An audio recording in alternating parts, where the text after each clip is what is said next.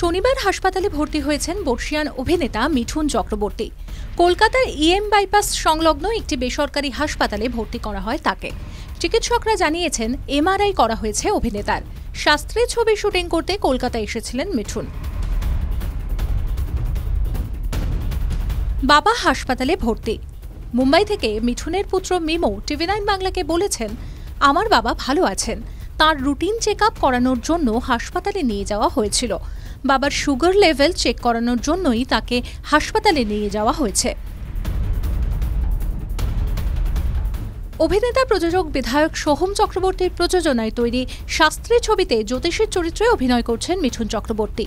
সেটাই মুখ্য চরিত্র। ছবিতে রয়েছেন দেবশ্রী রায়। হাসপাতালে তাঁকে দেখতে গিয়েছিলেন অভিনেত্রী। বেরিয়ে এসে বললেন, মিঠুনদা ভালো আছেন, কথা বলছেন, চিন্তার কোনো কারণ নেই। রাজনৈতিক মতাদর্শ আলাদা হলেও মিঠুন চক্রবর্তীকে দেখতে হাসপাতালে ছুটে গিয়েছিলেন ব্যারাকপুরের বিধায়ক রাজ চক্রবর্তী। হাসপাতাল থেকে বেরিয়ে রাজ বলেন, যা রটেছে সব মিথ্যে। ওর সুগার লেভেল একটু পড়ে গিয়েছিল, এখন সব ঠিক আছে, আগামীকালই ছেড়ে দেওয়া হবে। হাসপাতাল থেকে ফিরে এসেই তাকে নিয়ে যাবতীয় সমালোচনার জবাবে বোমা ফাটিয়েছেন কবির সুমন। এক পোস্টে তিনি লেখেন, দীর্ঘকাল বেঁচে থেকে বুঝলাম বেশিরভাগ বঙ্গভাষী বিশ্বাস করেন চরিত্র থাকে জননেন্দ্রিয়ে। কোনো পুরুষ একাধিক মহিলার সঙ্গে শয়ন করলেই তার চরিত্র খারাপ। মহিলাদের বেলাতেও একই মাপকাঠি।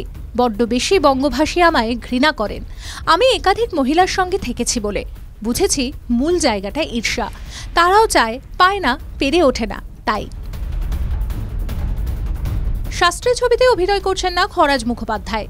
এদিকে ছবির সঙ্গে যুক্ত শিল্পীদের তালিকায় নাম রয়েছে তাঁর। বিষয়টি সম্পর্কে জানতে পেরে ভীষণই অবাক হয়েছেন খরাজ। টিভি9 বাংলাকে বলেছেন, আমি কিন্তু শাস্ত্রীতে অভিনয় করছি না। অনেকদিন আগে প্রযোজক সোহম চক্রবর্তী এ বিষয়ে আমার সঙ্গে কথা বলেছিলেন, কিন্তু তারপর আমার সঙ্গে তারা আর কোনো যোগাযোগ করেননি।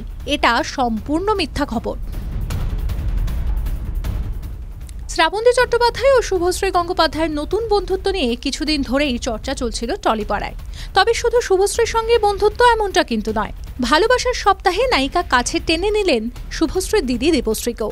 সেই ছবি দেখেই নেটিজেনরা আভাস পাচ্ছেন নতুন এক বন্ধুত্বের। তাঁদের নিয়ে নানা রটনা। মাঝে মধ্যেই শোনা যায় ছোট পর্দায় জনপ্রিয় অভিনেত্রী প্রীতি বিশ্বাস ও রাহুল মজুমদারের মধ্যে সম্পর্ক একেবারেই ভালো নেই।